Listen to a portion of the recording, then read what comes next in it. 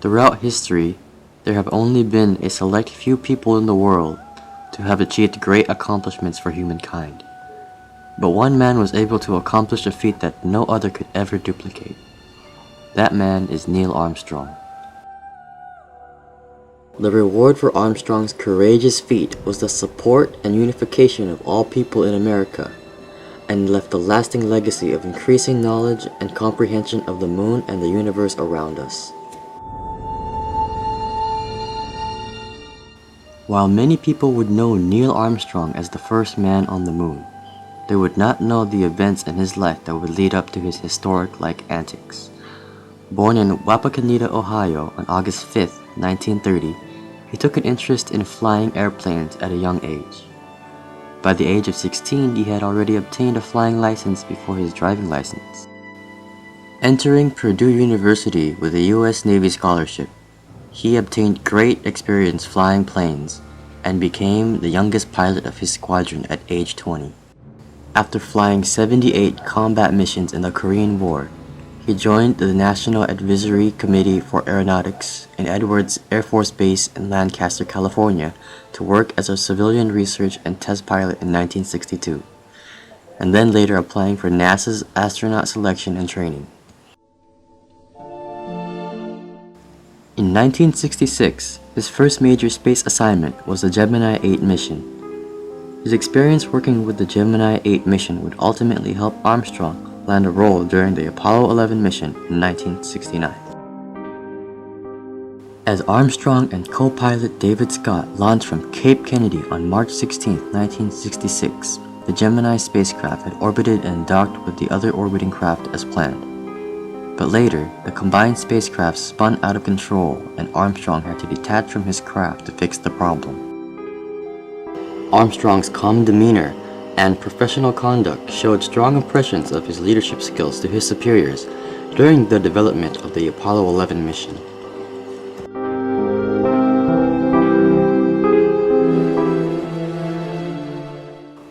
As the United States plunged into the Cold War with the Soviet Union, tensions rose around the country and various parts of the war combined to determine which country had more superiority as a world power.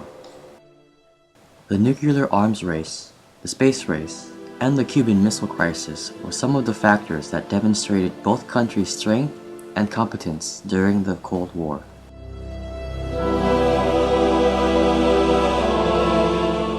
Michael Smith, an assistant professor at Purdue University, says, "We study the Apollo program in a chapter on the Cold War. We play it into the nuclear arms race. It was extremely important because after a decade of finishing second to the Soviets, we came in first." The US presidents that were in office during the Cold War had all agreed on one concept. Winning the space race was an important step towards victory in the Cold War.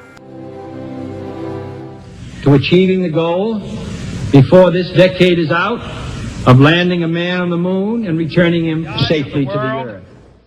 Now look into space, to the moon, and to the planets beyond.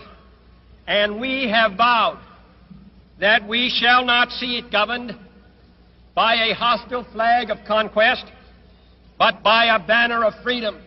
We choose to go to the moon. We choose to go to the moon.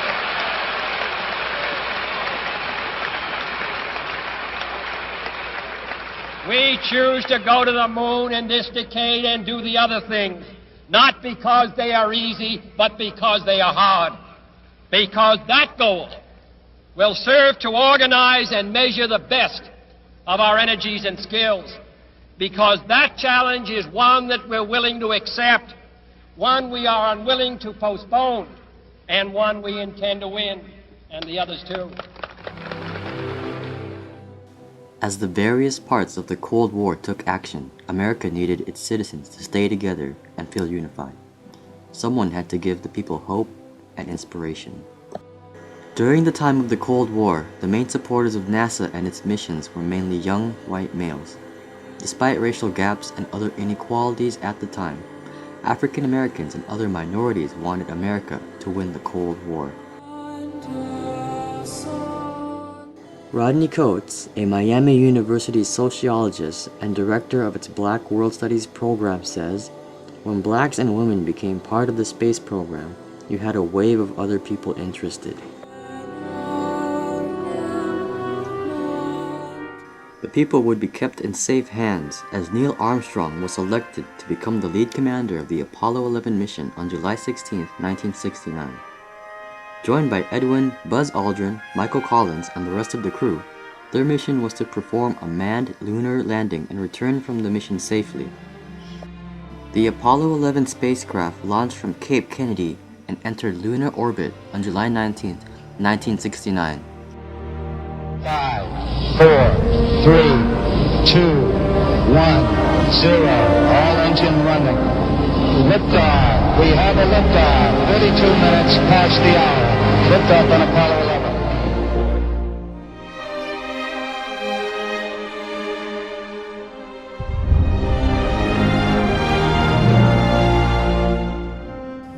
As the Apollo 11 crew had landed, Armstrong reported back to NASA saying, Here, the Eagle has landed. Roger, Tranquility. We copy you on the ground. You got a bunch of guys about to turn blue. We're breathing again. Thanks a lot. An estimated 500 million viewers watched from their television sets as Neil Armstrong took his first steps onto the moon, saying his most famed quote, One small step for man. One giant leap for mankind.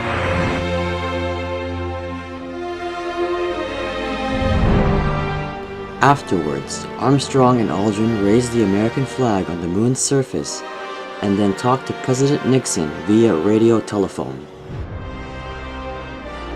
This marked a tremendous achievement for the United States as it resulted in the victory of the space race and as an upper hand over the Soviets during the Cold War.